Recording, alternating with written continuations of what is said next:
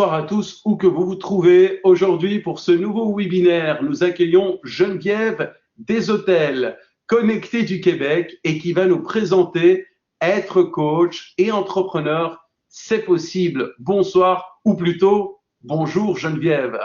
Bonjour Yatis et bonjour à vous tous qui êtes en train de se connecter. Là, je trouve ça magnifique qu'on soit actuellement à 378 et ça monte participants sur la ligne. C'est vraiment un plaisir d'être avec vous.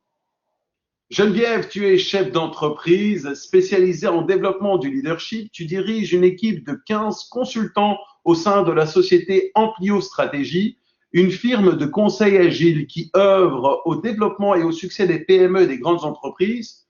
Tu as également une autre entreprise de technologie, Iduxi, qui conçoit, produit, héberge et diffuse des produits de formation immersifs et interactifs et qui propulse le développement des compétences des gestionnaires et employés à un niveau supérieur. Tu détiens un baccalauréat en relations industrielles, un MBA, une accréditation de coach professionnel ICF de niveau PCC, en plus d'être professeur de yoga certifié et musicienne. Passionnée de voyage, de course à pied et de santé globale, tu es formée pour enseigner le yoga et la méditation pleine conscience en entreprise. Tu es également l'auteur de best-sellers Oser le monde en soi, choisir d'être et agir en leader authentique de 2012 et Déclic, 4 étapes simples pour passer de la conscience à l'action en 2016. Tu signes également l'introduction du livre Femmes de tête, publié aux éditions du Journal. Tu co-animes la série de balado podcast du même nom sur Cube Radio. Tu collabores à plusieurs publications, dont Revue Gestion au HEC Montréal et Facteur H. Tu fais également partie de l'équipe de blogueurs experts du site Les Affaires depuis 2013. Tu as conçu et co-animes l'émission hebdomadaire Planète Business à la radio du FM 103.3. Alors Geneviève, maintenant qu'on en sait un peu plus sur toi, que pourrais-tu rajouter pour que l'on puisse en savoir davantage?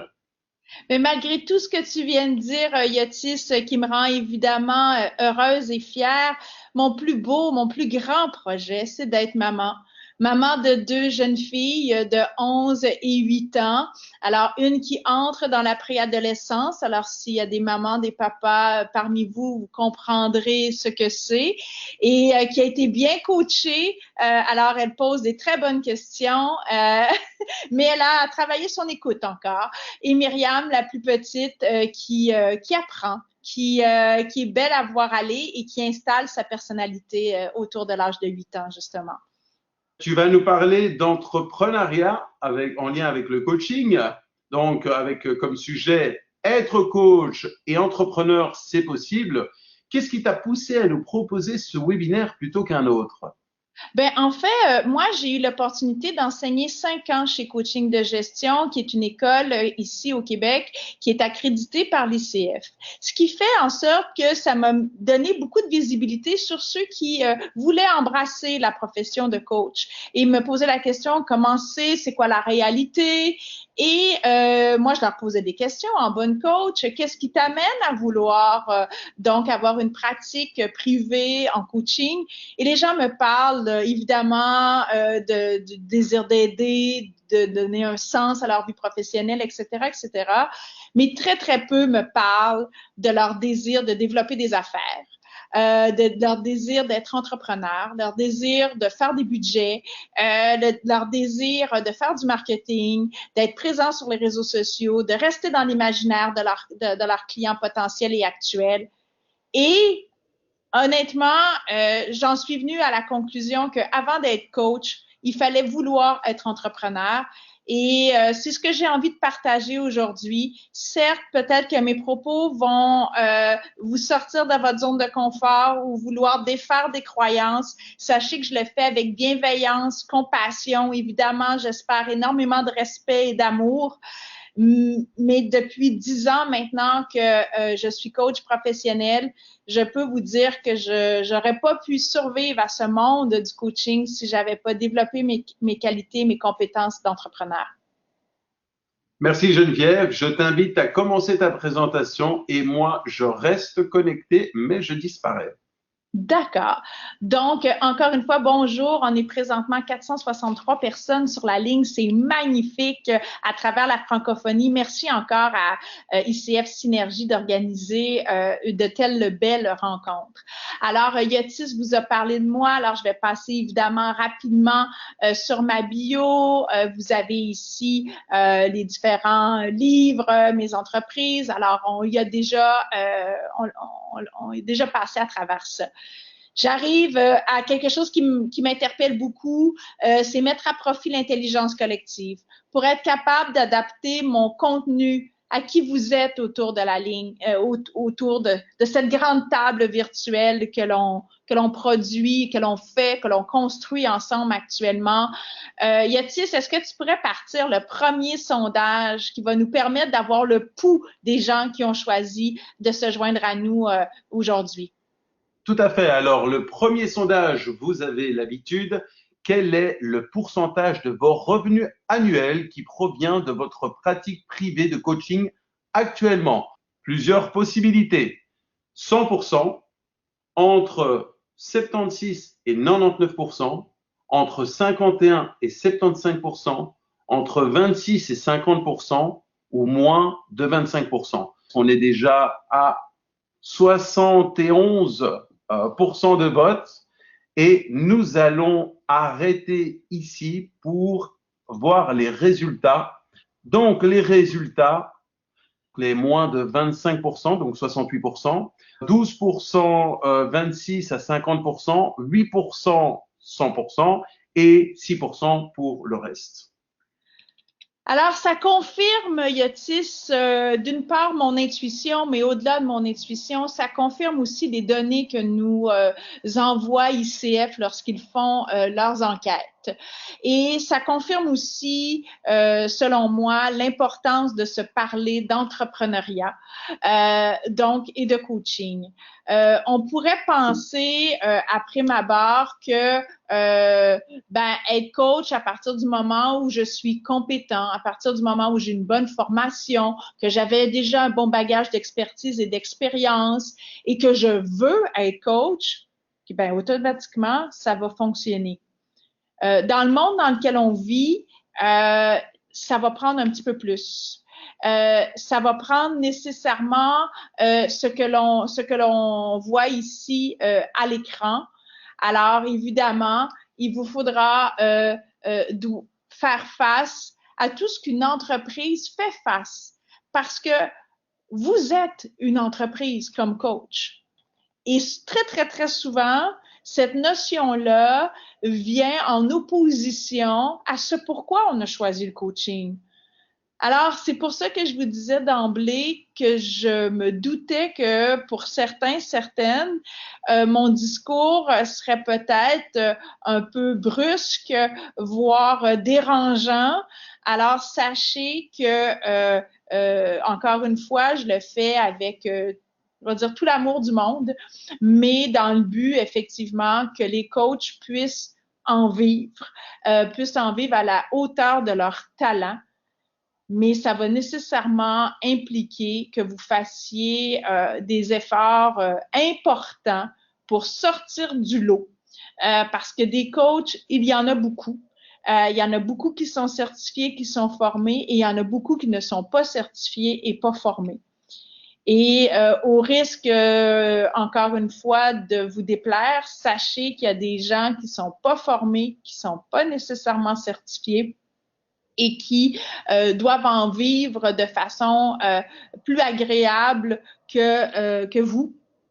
Et c'est une question qu'ils ont développé leurs compétences entrepreneuriales. Alors moi, je sais bien que j'ai un intérêt à ce que la communauté des coachs au niveau québécoise, national et international puisse rayonner et que justement ceux et celles qui ont choisi de faire une formation et d'être accrédités par l'ICF puissent justement faire une différence et donc puissent choisir d'en faire une carrière.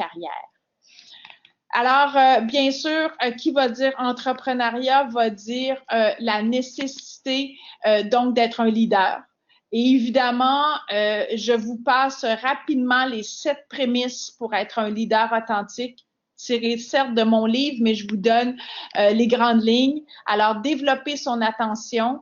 Alors, être capable d'écouter en soi et autour de soi. Si j'en fais le lien avec le marché dans lequel vous êtes, qu'est-ce qu'il y a de besoin de marché? De quoi les gens autour de vous, ils ont soif de quoi? À quel besoin vous pouvez répondre? Hein? Et comment allez-vous ensuite réveiller votre curiosité pour aller découvrir ce qu'il y a dans le champ des possibilités, c'est-à-dire aller vers vos clients potentiels, aller vers vos clients actuels, oser démarcher, oser faire de la prospection, c'est-à-dire, oui, mais comment je fais quand je suis coach pour proposer mes services de coaching? Alors, sachez que c'est pas nécessairement en faisant ce qu'on appelle des cold calls ou des appels à froid que vous allez dire bonjour, monsieur, madame, mais justement, je me disais que peut-être vous avez besoin de coaching. Ça sera pas nécessairement de cette façon-là. On sait qu'on n'a pas un métier qui induit ça.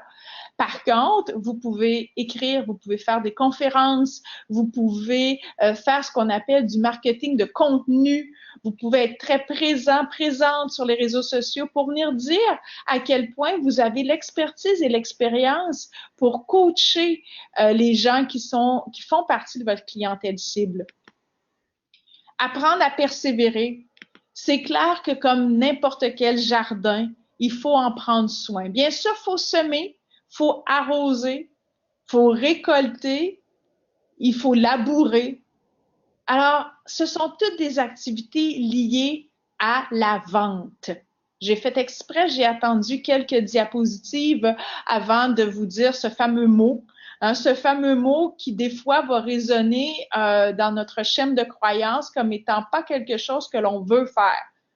Or, si vous voulez être coach et en vivre, il va falloir apprendre à vendre, puis à vendre très bien. Puis la beauté, c'est que toutes vos compétences de coach peuvent vous servir à vendre.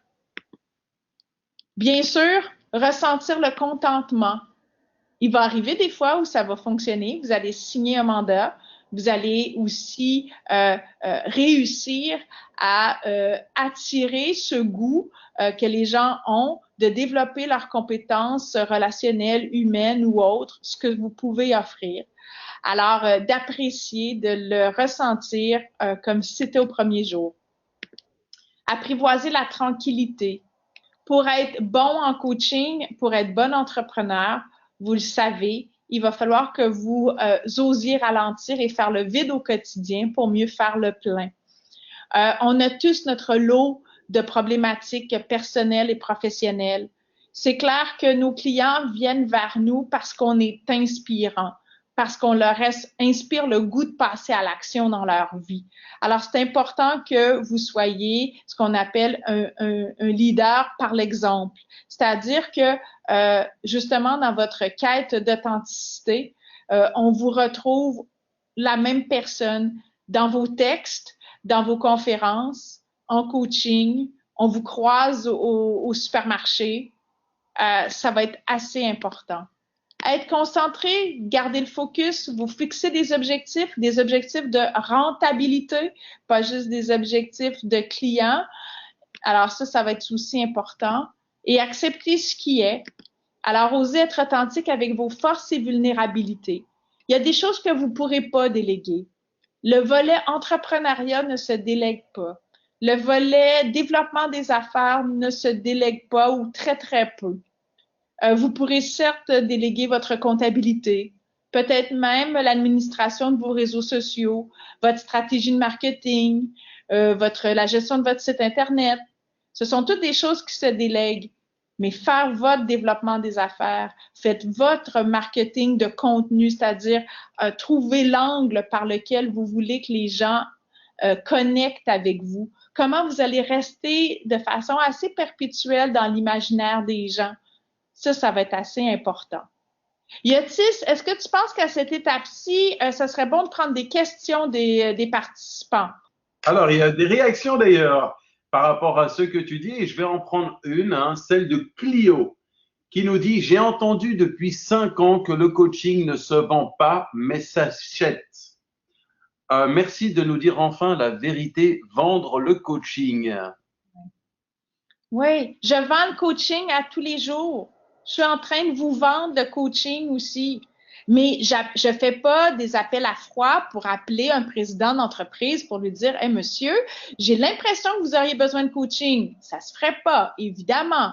Par contre, par mes textes, par les différentes conférences, par ma façon d'être, c'est là où je vends le coaching. Et je vends le coaching, je sais, pas juste pour moi, c'est pas juste les clients qui viennent vers moi à qui je vais vendre. Je vais vendre à mes collègues coachs aussi. Alors voilà cet esprit de communauté que l'on peut créer tous ensemble. Est-ce qu'il y avait d'autres réactions ou questions à cette étape-ci? Tout à fait. Donc, il y a une question de la part de Julie. Comment savoir qu'on est prêt pour commencer? Commencer à coacher ou commencer à vendre? Commencer à vendre, à mon avis, vu que le sujet, c'est plutôt l'entrepreneuriat. D'accord. Alors, comment on sait qu'on est prête à vendre? C'est quand vous avez quelque chose à offrir. Non, mais vous allez me dire, mais que c'est d'une évidence. Qu'est-ce que vous allez proposer à votre client? Par exemple, si, par exemple, vous êtes à un souper ou à une rencontre de réseautage et les gens vous demandent, mais qu'est-ce que tu fais? Hein? Et là, vous leur dites que vous œuvrez en coaching ou etc. Vous avez peut-être des activités parallèles. Et ah oui, et le coaching, ça m'intéresse. Comment ça fonctionne? Il faut être capable de répondre à cette question-là de façon simple. Et la réponse de ça dépend n'est pas la bonne réponse. Il n'y a pas un client qui aime s'engager dans ça dépend. Alors, il faut vous faire ce que je vais appeler des packages. De dire, selon mon expertise et mon expérience, avec le type de clientèle avec lequel je travaille généralement, on travaille sur une période X, ça coûte Y, et on se voit aux X semaines. Vous savez tout ça, là. Hein? Alors, c'est d'essayer de rassurer votre client à l'effet que oui, ça pourrait dépasser, oui, ça pourrait prendre moins de temps, mais il y a déjà quelque chose d'encadrant. Il y a un principe qu'on appelle service as a product. Alors, comment je transforme un service en produit? Hein? Quand vous allez acheter de la pâte à dents, vous savez que vous achetez de la pâte à dents. Alors, il n'y a rien de pire que de se lancer dans une aventure où que je connais pas vraiment de quoi il s'agit par rapport au coaching. Hein. Il y a encore beaucoup de gens qui ne connaissent pas comment ça fonctionne, le coaching, et qui pourraient se sentir plutôt vulnérables ou en tout cas qui auraient besoin d'être rassurés en ayant un certain cadre dans lequel la relation d'affaires va évoluer. J'espère que ça répond à la question. Alors, aussitôt que vous avez un produit, vous êtes prêt à vendre. Une dernière question peut-être de la part de Fabrice. Vendre, OK. En revanche, se faire acheter, c'est mieux ou alors comment? Alors, il y a deux façons. Hein, ce qu'on va appeler, on va utiliser le mot inbound, c'est-à-dire que l'appel va être entrant ou le contact courriel va être entrant. Alors là, il y a déjà quelqu'un qui a pris la peine d'aller sur Internet, par exemple, ou en tout cas dans les différents endroits où on peut obtenir vos coordonnées et qui a trouvé qu'il y avait un lien. Hein? Alors donc, pour ça, il fallait qu'il voit ah oui, j'ai lu tel article ou je l'ai entendu en conférence ou on m'a parlé d'elle, on m'a référé à elle et ou à lui bien sûr et je rentre en contact avec cette personne-là. Alors là, la personne, elle est prête à acheter. Claire? Alors il va vous rester à l'écouter, bien sûr, c'est toutes les mêmes compétences de coach, à l'écouter, à poser des questions et à bien réussir à résumer votre offre de service. L'autre façon, quand on disait tantôt, c'est d'aller vers les clients potentiels. C'est de multiplier les rencontres de réseautage ou les moments de se faire connaître pour que justement, il y a des gens qui ne pensaient pas acheter, mais à qui vous allez, j'ai envie de dire, réveiller le besoin.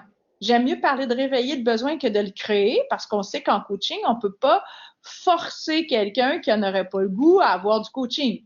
On le sait bien. Mais on veut réveiller le besoin en disant Ah, mais peut-être que ça m'aiderait à passer du point A au point B plus rapidement et plus efficacement que si je suis tout seul. Quelle belle définition du coaching qu'on se rappelle tous. Alors voilà, c'est comme ça que je répondrai à la question. J'espère que ça répond. Je te laisse continuer parce qu'il y a énormément de questions et on aura l'occasion d'avoir un autre moment de séance de questions-réponses. Parfait. Excellent. Alors, je veux vous présenter ce modèle. Je ne vais pas passer à travers toutes les questions. Il est tiré d'un livre qui s'appelle Business Model of You. Il existe en français et en anglais. Il a entre autres été écrit par Yves Pigneur. Et c'est à la base, ce livre-là, c'est une transposition d'un modèle d'affaires d'entreprise qu'on appelle le Business Model Generation. Hein, alors, on le fait quand on veut faire une planification stratégique, créer un nouveau produit avec les entreprises. Mais Yves Pigneur et son équipe ont décidé de dire, et si on le faisait à l'échelle individuelle? Alors, ils ont repris les mêmes types de catégories de façon à ce que chacun, vous puissiez faire votre propre modèle d'affaires.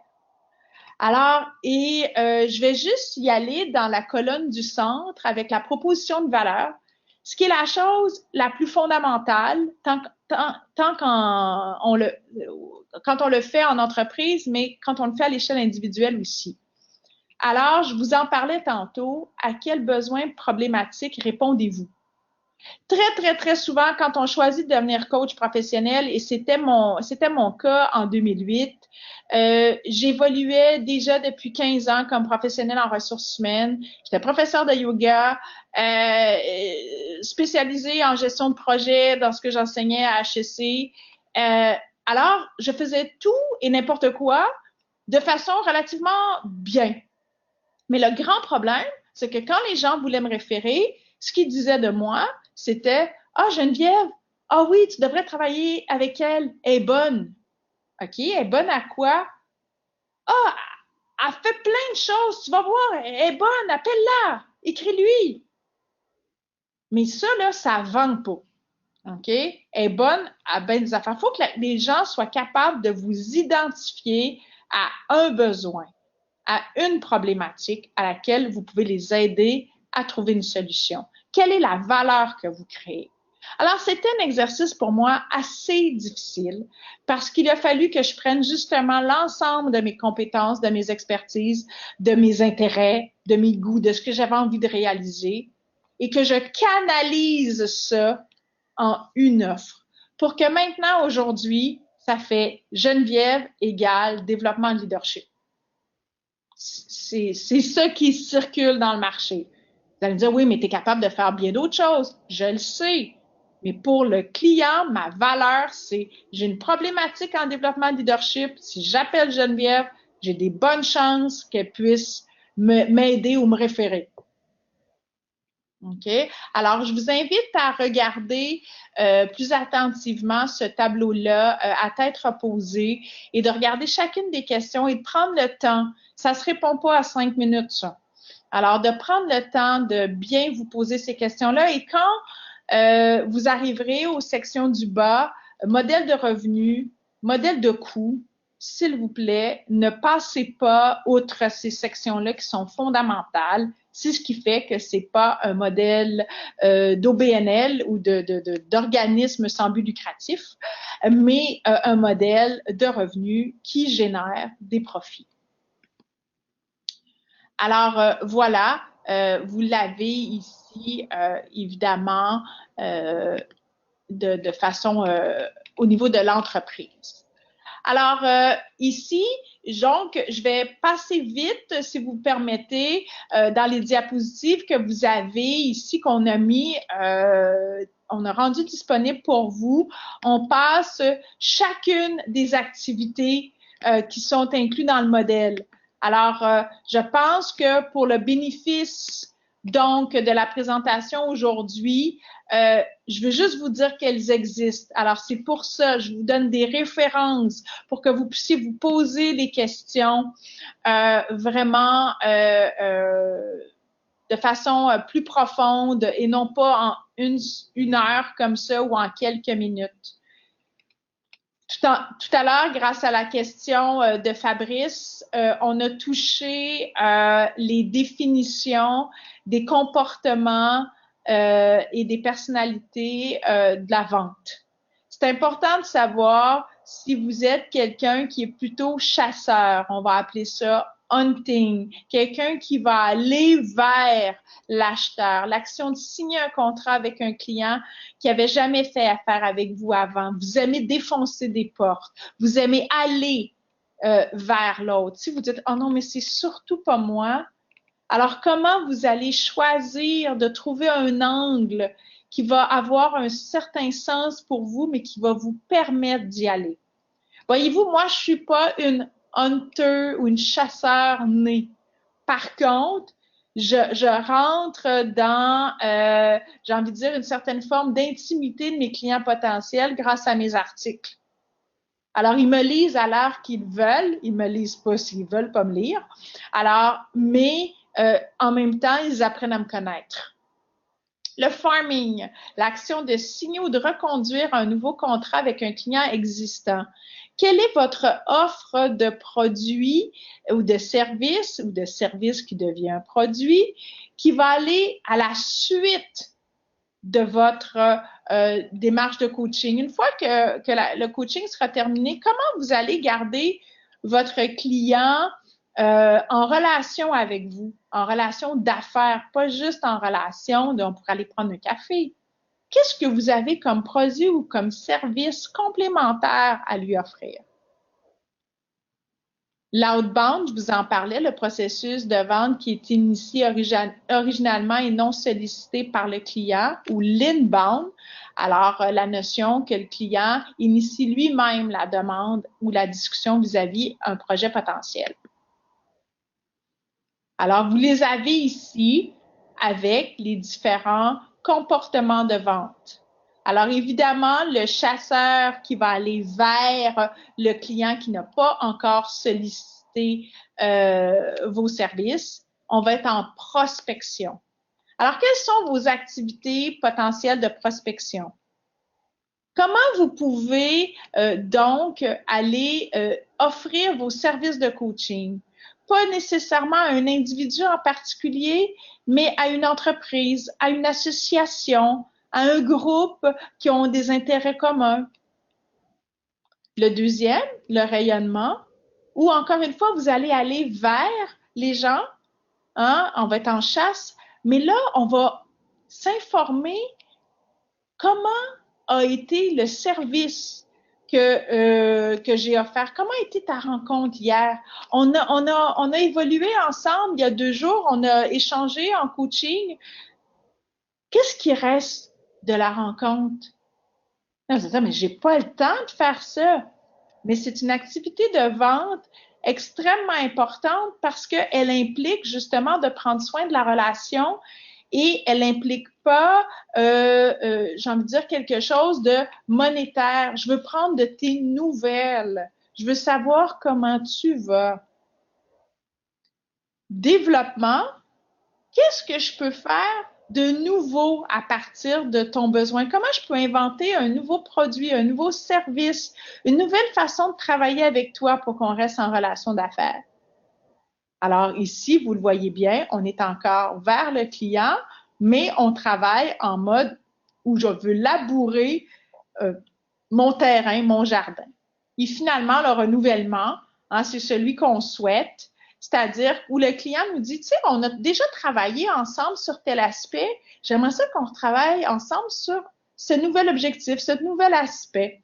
Alors, évidemment, j'ai le client qui revient, je laboure très, très bien parce que j'ai fait du rayonnement et justement, je fais en sorte que mes clients actuels deviennent mes futurs clients aussi.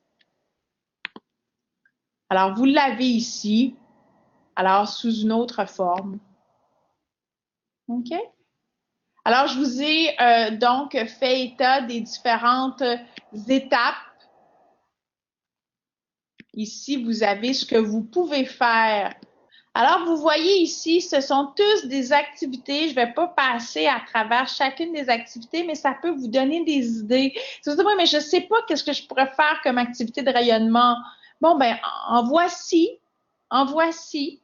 Alors, hein, une des choses que vous pouvez faire, il y a plein de petits logiciels qui sont gratuits, ce qu'on appelle des CRM, hein, des Customer Relation Management System, c'est-à-dire ou avec un bon vieux Excel, et de s'assurer que vous suivez vraiment toutes vos étapes de prospection, de rayonnement, de développement et de renouvellement à travers ces outils-là pour chacun de vos clients.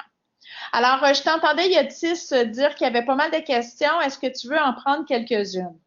Oui, alors, il y a Sandrine qui nous pose comme question, pensez-vous qu'il faut trouver sa niche en matière de coaching pour se différencier des autres coachs? En fait, c'est sûr que plus vous allez être niché, plus on va être capable de dire, Sandrine, elle est la meilleure dans sa région pour faire ça. Mais en même temps, je peux comprendre que parfois, ça fait peur. Parce qu'évidemment, si quelqu'un d'autre disait Ah, Sandrine, je crois qu'elle serait capable de me coacher ou de faire un mandat en lien avec ça. Ah, non, non, non, Sandrine, elle est plus spécialisée dans la niche en question. Alors, je comprends que ça fait peur, mais je crois qu'il faut oser. Je crois qu'il faut oser parce que le tout et n'importe quoi des généralistes, on vit moins dans une époque qui favorise cela au niveau de la vente. En même temps, on attend de nous qu'on soit des généralistes, mais on ne veut pas acheter un généraliste, on veut acheter un spécialiste. Et on veut acheter une histoire qui est en lien avec cette spécialité-là. Alors, j'espère, Sandrine, que ça répond à la question. Alors, il y a Elias qui propose, ne serait-il pas envisageable d'intégrer un module business plan et marketing stratégie pour toute formation de coaching? Je pense que c'est obligatoire. Oui, moi aussi, en fait, si vous le proposez, je seconderai. Sachez-le. Parce que je trouve ça trop dommage. Encore la semaine dernière, une jeune dame qui me téléphone, elle regardait justement pour suivre la formation de coach professionnel et elle m'a d'ailleurs inspiré un article qui est sur lesaffaires.com. Je ne sais pas si tout le monde y a accès avec le GDPRD, là, je ne sais plus si c'est accessible, mais je l'ai appelé l'envers de la médaille de l'entrepreneur. Cette dame-là m'a vraiment inspiré cet article-là parce qu'elle m'a rappelé moi, j'ai eu la chance de travailler pour une compagnie aérienne qui s'appelle Air Transat et je faisais beaucoup de recrutement d'agents de bord. Et quand je faisais le recrutement, bon, une des premières questions qu'on peut trouver légitime, qu'est-ce qui vous amène aujourd'hui à vouloir postuler sur un poste d'agent de bord? Et la réponse classique était le désir de voyager. Et là, pour ceux qui connaissent les compagnies de charter, à partir du Québec, presque tout l'hiver, voyager, ça veut dire partir à 3 heures du matin ou 4 heures du matin, se rendre dans les îles des Caraïbes, ça prend 3, 4, 5 heures, rester là une demi-heure, une heure, le temps qu'on fait le ménage de l'avion et revenir avec des passagers qui sont sur leur vol de retour à destination. Alors, si c'est ça, voyager, moi, j'appelle plus ça avoir fait un passage dans un avion d'à peu près 8 heures au total, tu sais, 8 à 10 heures. Alors, c'est un peu ça que j'ai fait avec la dame quand je lui ai demandé, vous voulez être coach, pourquoi?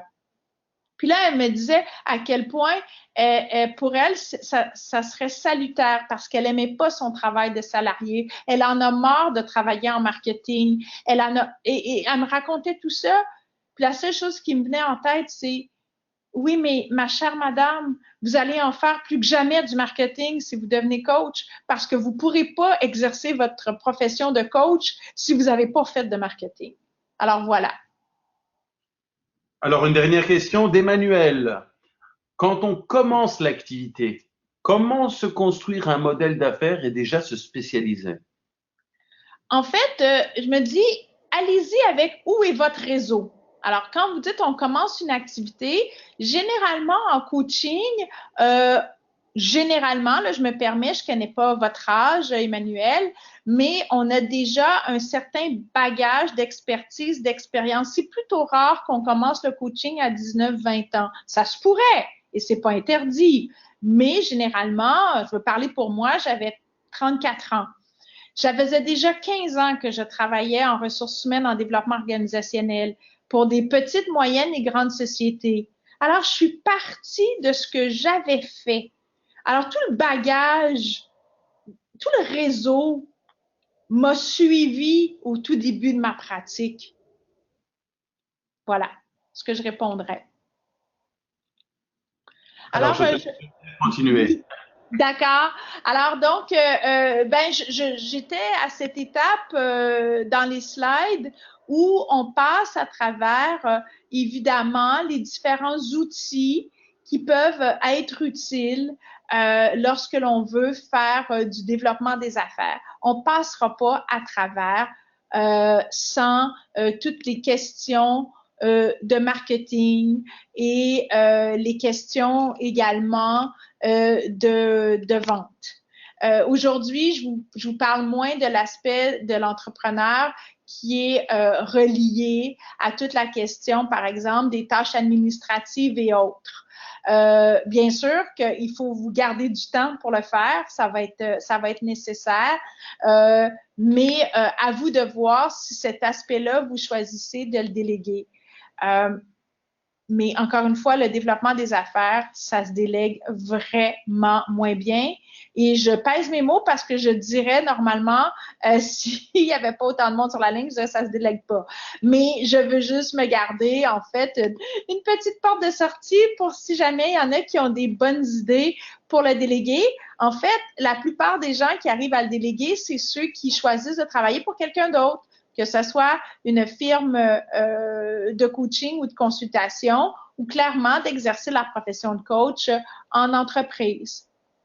Alors, vous voyez ici défiler les différentes slides qui vont donc vous permettre de passer à travers les différents comportements de vente avec les outils de travail qui y sont associés. Excellent. Alors, il ne faut pas non plus négliger toutes les questions de la première impression. Il y a un super livre qui s'appelle Blink. Je ne sais pas s'il est traduit en français, mais Blink qui veut dire clignement d'yeux. Alors, vous le savez, pour ceux qui ont travaillé dans ces domaines-là, c'est clair que le cerveau enregistre assez rapidement s'il aime ou il n'aime pas. Hein? Et par la suite, tout ce que vous allez dire ou faire va avoir comme impact chez votre interlocuteur de vouloir confirmer sa première impression. Ça va être très difficile de défaire une première impression. Alors, bien sûr, il faut avoir une assurance. Vous allez rire, mais une des choses que je remarque le plus quand j'enseigne ce type de contenu-là, c'est les gens vont dire leur nom très rapidement et souvent en le prononçant pas adéquatement. Ce qui fait qu'on retient pas le nom. Mais c'est quand même fondamental si je veux vous chercher, vous googler, comme on dit hein, maintenant, si je veux vous retrouver sur LinkedIn.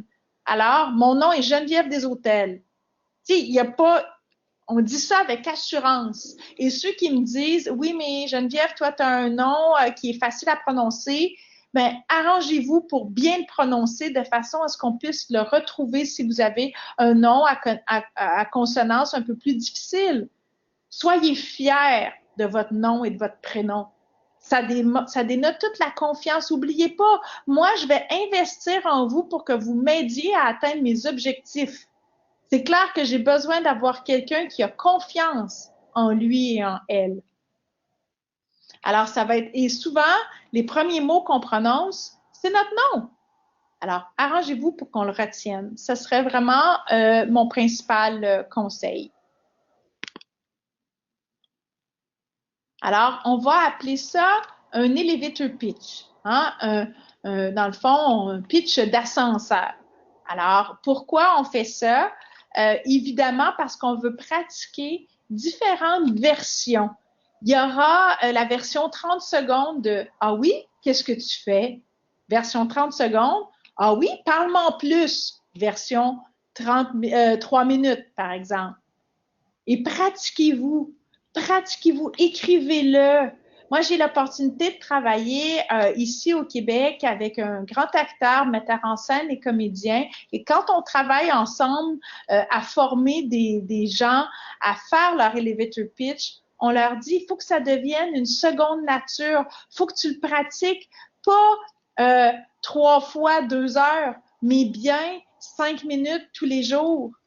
Il faut que votre pitch, là, il vous revient toujours en tête, il fait partie de vous. C'est ce que vous faites, c'est d'être capable de répondre à la question « Ah oui? Comment vas-tu? Qu'est-ce que tu fais? Qu'est-ce qui se passe de bon pour toi par les temps qui courent? » D'être capable de répondre à ces questions-là, qu'elles viennent de votre réseau personnel ou de votre réseau professionnel. Y a-t-il, étant donné qu'on est allé dans une autre sphère, hein, on parle maintenant, on est plus dans le mode comment on se présente à l'autre, est-ce que ça a généré des questions de ton côté? Ça génère toujours des questions. Il y a pas mal de questions qui se sont posées entre-temps. Il y en a une que je trouve intéressante. En tout cas, c'est plutôt une réflexion de la part de Marc. Je suis en parfait accord avec ce que nous présente Geneviève. Son approche anglo-saxonne de la vente est très pertinente. Toutefois, elle peut effectivement choquer la culture latine, notamment française, trop centrée sur la logique de l'expert vers qui l'on vient. Oui. C'est pour ça que je disais, j'en suis totalement consciente. Et en même temps, j'ai envie de vous proposer de l'essayer. Hein? Faites un petit projet pilote. Ça peut pas faire de mal que d'aller à l'extérieur de sa zone de confort. Hein. C'est ce qu'on enseigne, c'est ce qu'on fait faire à nos coachés à tous les jours. Alors, essayez-le. J'aime bien, moi, l'idée du 3 jours, 3 semaines, 3 mois. Alors, les 3 premières fois, les 3 premières journées, c'est sûr que c'est vraiment pas une habitude. On s'y retrouve pas. On a perdu nos repères. Après 3 semaines, on se dit que c'est un rituel. On n'aime toujours pas ça, mais on voit peut-être certains bénéfices. On adapte un peu notre façon de faire, notre façon d'être. Et au bout de 3 mois, très, très, très souvent, on se dit, mais voyons comment ça se fait que j'ai pas fait ça avant. Et si c'est pas concluant, mais il n'y a rien qui vous empêche de revenir à l'état, j'ai envie de dire, au neutre, hein, à ce que vous faisiez avant. Mais au moins, vous l'aurez essayé. C'est plutôt cette invitation que j'aurais envie de vous proposer. Alors Geneviève, justement, alors il y a énormément de réactions sur une question en particulier de la part de Nada, William, Emmanuel. Est-ce que Geneviève peut nous donner un exemple d'un pitch de 30 secondes? La question est reposée. Geneviève, quel est ton elevator pitch? J'adore! Merci! Voilà, il y a 30 secondes, je t'en prie, donne-nous un exemple d'elevator pitch concernant Geneviève Deshôtels. Alors, tout simplement, moi, je suis une entrepreneur qui cherche justement à développer les compétences des gestionnaires, des employés, des dirigeants au Québec et à l'international. Et je le fais donc en dirigeant ma firme de consultation et par une entreprise technologique que j'ai mis au monde. Je me permets moi aussi de faire des mandats en coaching, en formation, en conférence et je m'amuse à écrire. Voilà. Voilà, mettez vos réactions peut-être pour si vous avez d'autres questions également. Donc, je te laisse continuer. Alors, il y a Willem, pardon, qui dit top. Tania qui dit génial. Julie qui dit wow. Johanna, c'est génial et inspirant. Simple et efficace. Ouh là là, il y en a vraiment, il y a pas mal de réactions très positives. Donc, les gens sont convaincus, en tout cas, de ton elevator pitch.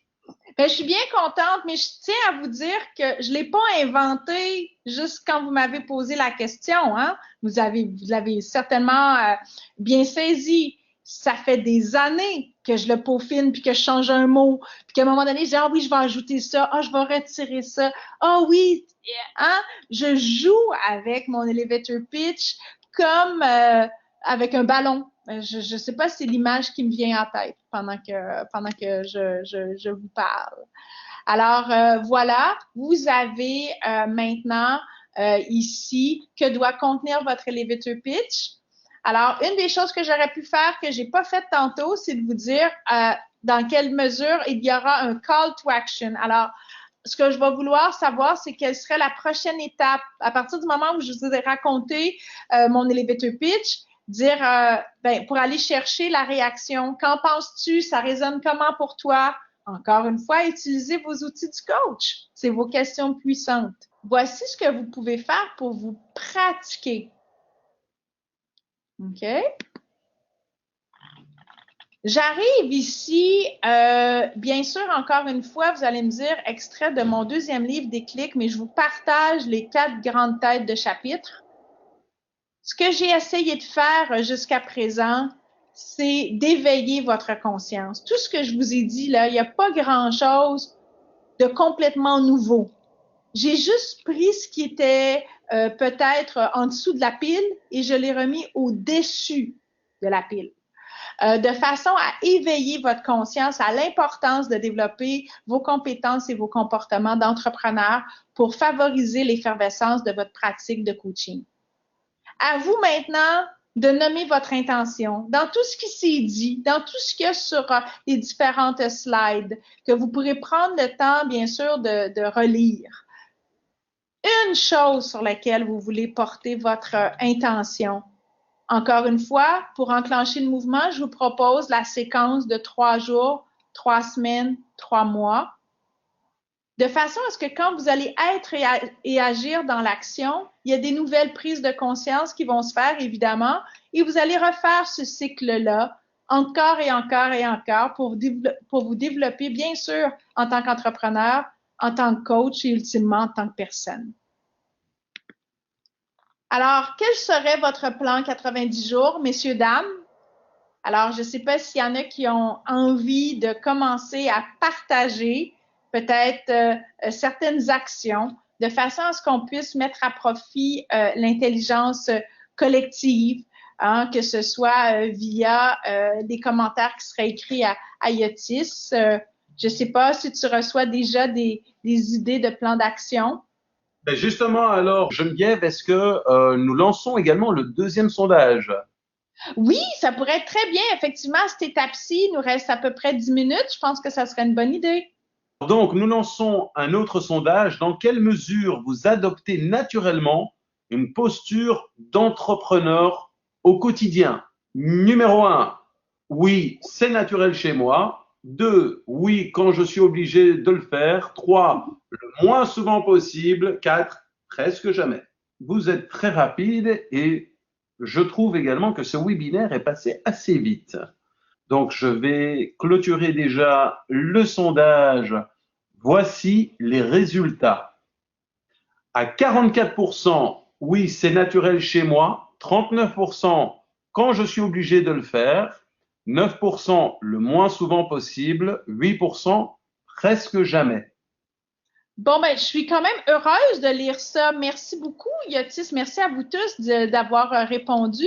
Ça veut dire qu'il y a une grande majorité de gens qui disent qu'ils peuvent le faire. Alors là, le but, là, aujourd'hui, c'est de vous avoir donné des outils pour le faire peut-être de façon un peu plus structurée, structurante et d'oser aller un petit peu plus loin pour vous assurer une pratique, je vais dire, pleine et de façon plus durable. C'est vraiment l'objectif que je poursuis, évidemment, mon intention à moi lorsque je me présente à vous. Et bien sûr, tout ce qui est sur cette diapositive-là, c'est toutes des ressources qui sont gratuites. Alors, je me sens pas du tout mal à l'aise de vous parler de tous les endroits où vous pouvez connecter avec moi sur les différents réseaux sociaux, les textes que vous pouvez lire qui peuvent vous inspirer parce que sur toutes ces plateformes-là, j'écris avec d'autres experts qui sont pas tous coachs, mais qui peuvent aussi, bien sûr, c'est pas parce qu'on n'est pas coach qu'ils peuvent pas vous inspirer. On est très bon, mais il y a aussi bien d'autres professions qui sont qui peuvent effectivement enrichir notre pratique entrepreneuriale et notre pratique de coach. Alors, Yotis, que mon souhait est bien sûr de prendre des questions pendant le temps qui nous reste à ce webinaire. Tu disais qu'il y en avait beaucoup. Alors, je te laisse m'époser. Alors déjà, par rapport aux actions que les gens vont faire, il y a pas mal de réactions. C'est-à-dire que Sarah nous dit refaire mon profil LinkedIn. Laurent nous dit finaliser les landing pages. Johan nous dit revoir mon elevator pitch. Nous avons Christelle qui nous dit peaufiner mon pitch, l'expérimenter lors de mes rencontres RP et régulariser mes écrits sur LinkedIn. J'adore. Bravo. Aline nous dit retravailler encore une fois mon offre. Noter, Muriel nous dit noter sur des papiers les mots importants pour nous. Walter, un premier pas pourra être le travail sur le modèle de business. Totalement. Gaëlle, ma première action, me recentrer sur une spécialité. Très bien.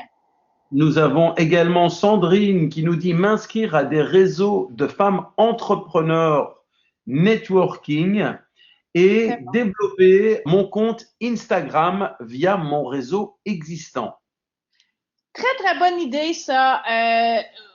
C'est ça qui est magnifique quand on met l'intelligence collective à profit. Toutes vos idées sont bonnes. Et moi, je les entends, puis elles résonnent pour moi. Alors, j'espère qu'elles résonnent pour vous tous qui êtes sur la ligne. Oui, bien sûr. Et on travaille pas de la même façon avec LinkedIn, avec Facebook, avec Instagram. Voyez où est votre clientèle cible. Voyez aussi quel type de publication va les inspirer à prendre le téléphone, à vous appeler ou clairement qui vont vous permettre à vous de rejoindre ces réseaux-là. Regardez aussi les coachs qui ont pas mal de succès autour de vous, qu'ils soient certifiés ou non, formés ou non. Faites juste regarder ce qu'ils font. Essayez de voir dans quelle mesure ça peut vous inspirer, bien sûr en restant authentique. Pas, le but n'est pas de copier, mais plus de se laisser inspirer et de trouver votre voix à travers les différents exemples que vous pouvez avoir autour de vous. Bien sûr, je vous ai parlé de mon expérience, de mon expertise comme entrepreneur. J'ai juste vous dire que j'étais pas destinée à être entrepreneur. Je viens pas d'une famille d'entrepreneurs. Moi, je travaillais, comme je vous ai dit, dans la petite, moyenne, grande et très grande organisation. Ça faisait 9 ans que j'étais chez Hydro-Québec, qui, comme je vous disais, là, est à peu près l'équivalent d'EDF en France. J'aurais pu continuer à faire ce travail-là. J'avais une équipe formidable, une patronne extraordinaire. J'étais dans le plan de relève là pour les directeurs. J'ai juste été appelée par le désir de faire ce que j'aime faire à plein temps. Puis à un moment donné, je me suis rendu compte que pour faire ce que j'aime faire à plein temps, il fallait que je le vende parce qu'il y a personne d'autre qui le vendrait à ma place. Et j'ai trouvé les moyens, un peu ceux que je vous ai décrits aujourd'hui, que vous avez dans les slides, pour mettre tout ça en pratique, petit pas par petit pas. Ça fait 10 ans maintenant. Je dis toujours, c'est quoi le pire qui peut arriver? C'est que je dois changer la stratégie, ajuster le modèle d'affaires. Mais à la base, je vais toujours rester la personne que je suis, c'est-à-dire celle qui veut aider et propulser les talents des gens qui sont autour de moi. Alors voilà, c'est essentiellement ce que j'avais envie de partager avec vous durant ce webinaire.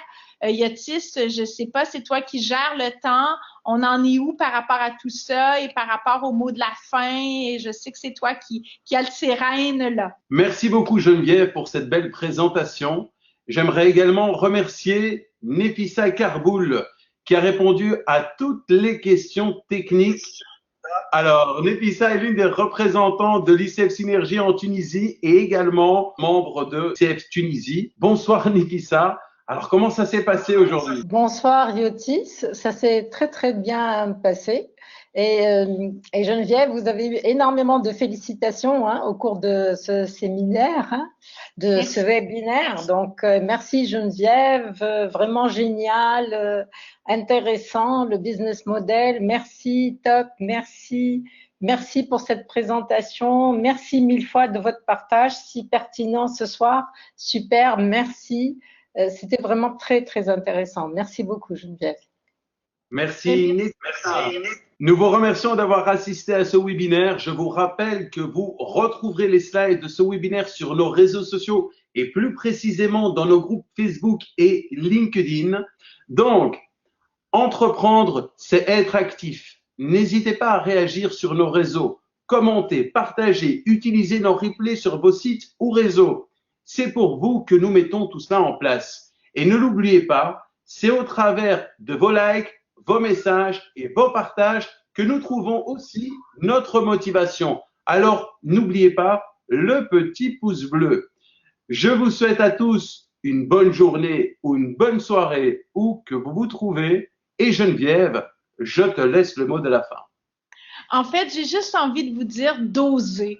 Osez justement aller à l'extérieur de votre zone de confort. Et pour ceux qui sont au Québec, vous savez que c'est facile de me rejoindre. Pour ceux qui sont en France, en Belgique ou ailleurs, sachez que je me promène aussi. Alors, si vous voulez qu'on réussisse à se rencontrer, qu'on fasse des collaborations et autres, moi, je suis une fan des communautés. Alors, de voir que ICF Synergie fait ça, encore une fois, merci beaucoup, Yotis, et à toute l'équipe qui s'occupe de rendre tout ça possible. Merci Geneviève, merci Nefissa et bonne soirée à tous.